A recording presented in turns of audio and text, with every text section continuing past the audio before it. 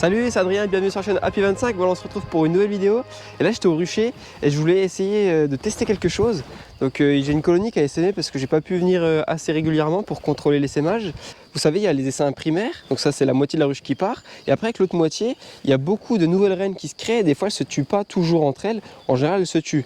Mais des fois, elles se tuent pas et ça refait des essaims secondaires, tertiaires. Et là, c'est vraiment des colonies très très faibles. On n'est pas forcément là pour récupérer les essaims quand on n'est pas là la semaine. C'est ça qui est pas facile. Et du coup, là, je me demande si on va pas diviser la colonie qui reste pour que les cellules royales restantes ne soient pas toutes au même endroit et ne s'entretuent pas après. Voir si ça marche. En tout cas, voilà, on va essayer ça. Je vous montre tout ça. Donc, la ruche principale qui est là, la ruche mère. Donc c'est elle qui a essaimé, donc il y a une colonie restante qui est affaiblie, amoindrie on va dire surtout, et puis il y a des cellules royales.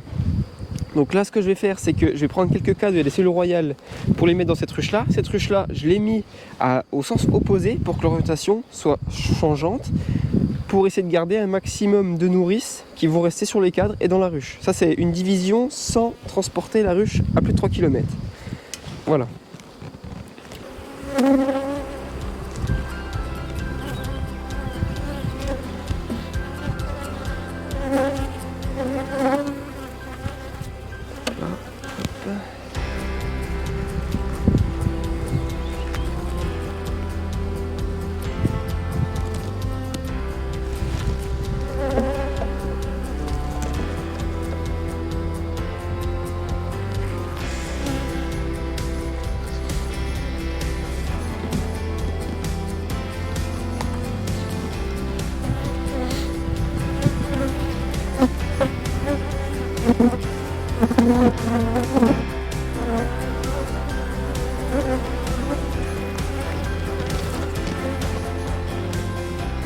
Voilà, donc là je mets tous mes cadres.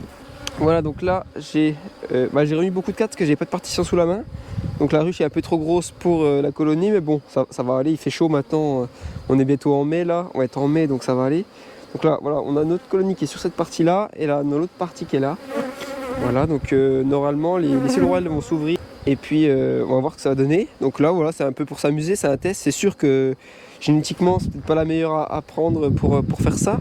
Mais voilà, c'est pour s'amuser, voir un peu ce que ça donne. Voilà. Alors voilà, nous sommes un mois après, donc on avait fait l'expérience fin avril et là nous sommes fin mai. Donc on va voir aujourd'hui ensemble si ça a marché. S'il y a du couvain, c'est que ça a marché. S'il n'y a pas de couvain, c'est problématique parce qu'au bout d'un mois, la nouvelle reine a eu le temps de se faire féconder et normalement de reprendre la ponte. En tout cas, il y a encore des abeilles.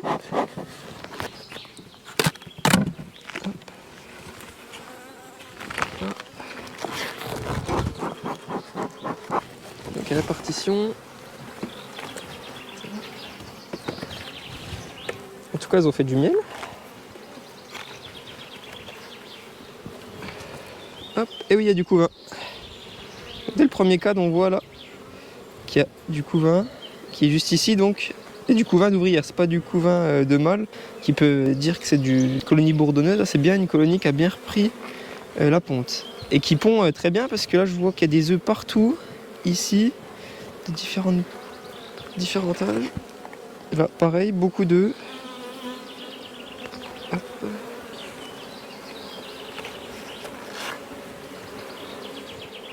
Hop, là pareil, il y a du couvain aussi, beaucoup de couvain ici, beaucoup de miel, donc voilà, c'est très bien organisé, il y a de la provision, une colonie qui va bien, pareil là, pas mal de couvain.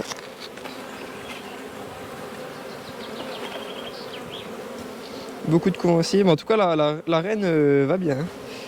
Voilà, donc là on voit que le couvain est très très serré, donc là c'est une reine de l'année.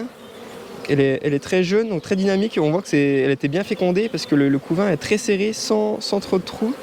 Bon là c'est vrai qu'il y en a pas mal, mais c'est des vieux cadres aussi. Voilà, beaucoup de couvain aussi, bien serré. Là c'est une ruche qui va très vite redémarrer fort. Donc là, pas mal de miel. Pas mal de miel également. Et je pense que le dernier, ça sera un cadre de réserve aussi.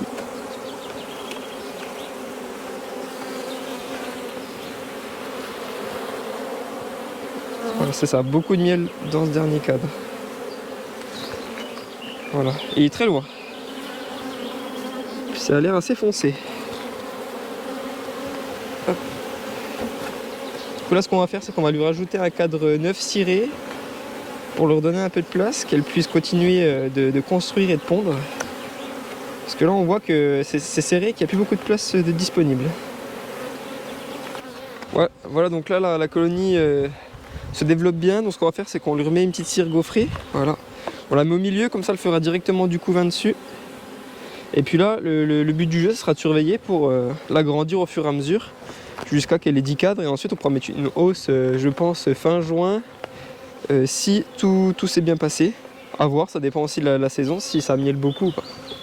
Voilà, en tout cas c'était une bonne expérience puisque ça a bien marché, c'était facile, il n'y a pas eu de soucis, bon ça marche pas à chaque fois, il n'y a pas 100% de réussite, mais là c'était une bonne chose.